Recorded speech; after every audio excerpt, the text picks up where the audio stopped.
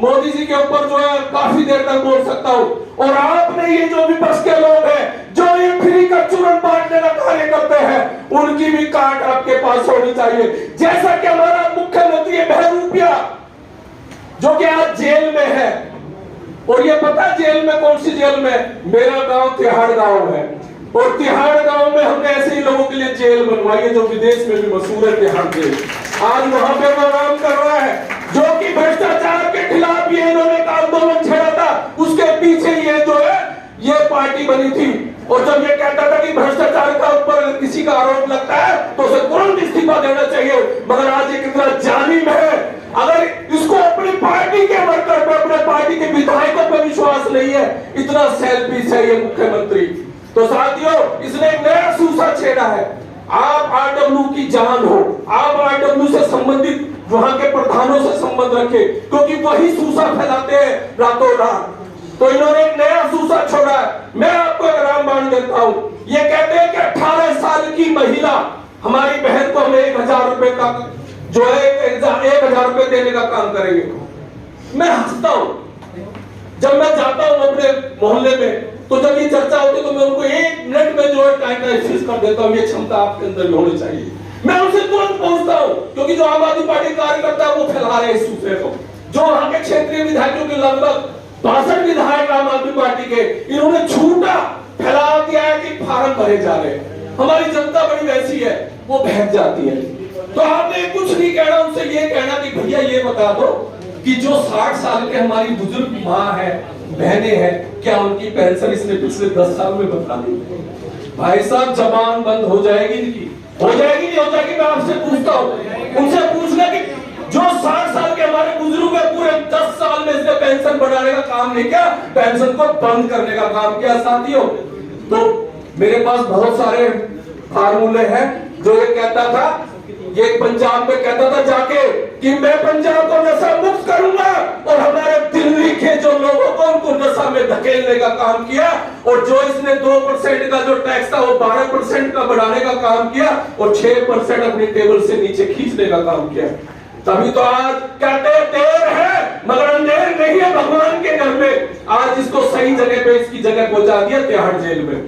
तो साथियों, बहुत सारे मुद्दे हैं जो मोदी जी ने दिए।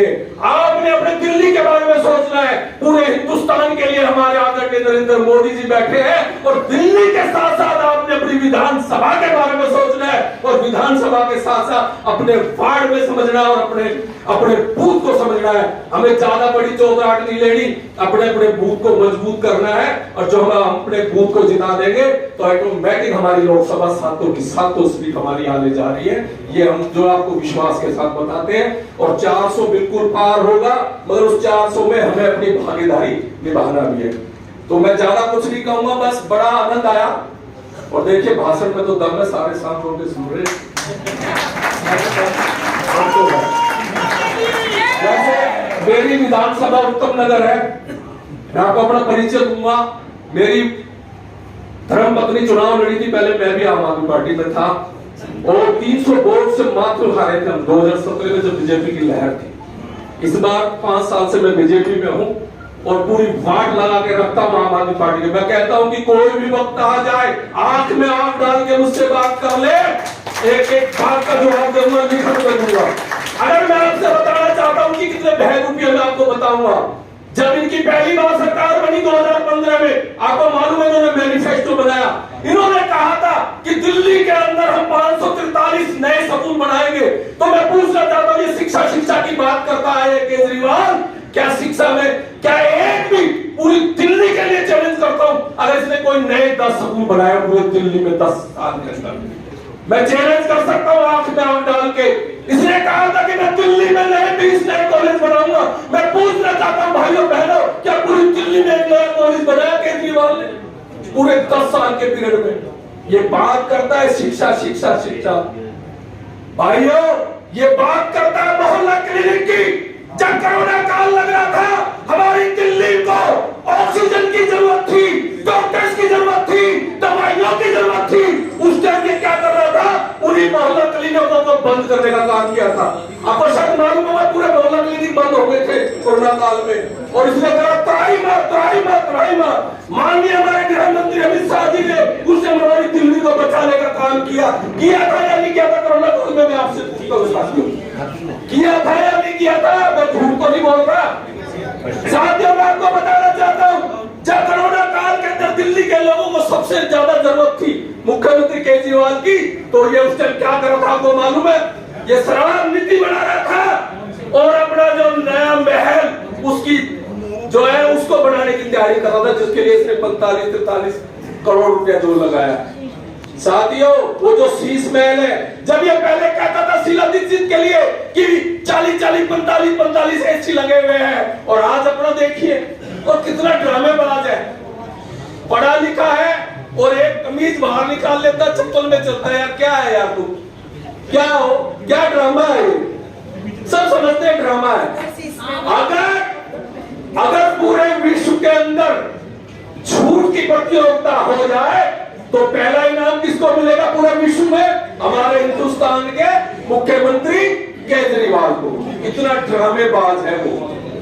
आपको मालूम है पूरे देश के अंदर जो आयुष्मान योजना लागू है, मगर ये इतना बेकार मुख्यमंत्री है जो कहता मैंने मोहल्ला क्लिनिक बनाने का काम किया। अरे किसी गरीब का भला हो जाए 5 लाख का, 5 लाख रुपए को कम नहीं होते भाइयों बहनों, मैं आपको बताना चाहता हूँ, मगर इसने लागू नहीं किया। मगर आज आप इस घोषणा पत्र में आदरणीय नरेंद्र मोदी जी, हमारे दिल्ली में भी ये योजना लागू होगी। बजाओ ताली इस बात के ऊपर अपने नरेंद्र मोदी जी के लिए। साथियों धन्यवाद, जय हिंद, जय भारत। और कभी भी आपको अपने भाई महावीर फौजी की जरूरत हो 24 आवर्स अपना मोबाइल रखता हूं, और आरडब्ल्यू के जितने प्रधान है सबसे टच रहते। आप कार्यकर्ता का काम करें, रात को 12 बजे फोन उठाइए और अपनी गली मोहल्ले का काम करिए। आपके नाम से जो है वोट देने की भारतीय जनता पार्टी में। धन्यवाद, जय हिंद, जय भारत।